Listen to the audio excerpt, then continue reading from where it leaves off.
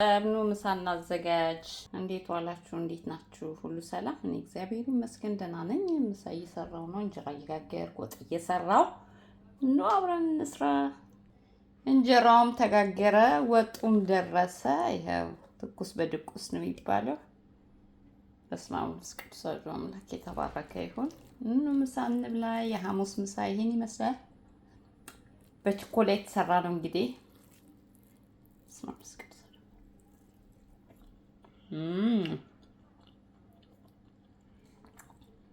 ማን እንደ እንጀራ ምንም ቢያርሱ እንጀራ አይጉርሱ። አቃጥለኝ።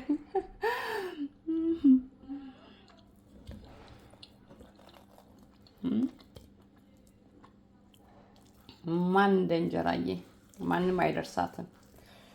እና ላይክ ሰብስክራይብ ስለምታረጉኝ አብራችሁኝ ስለሆናችሁ አመሰግናለሁ። መልካም ጊዜ ይሁንላችሁ።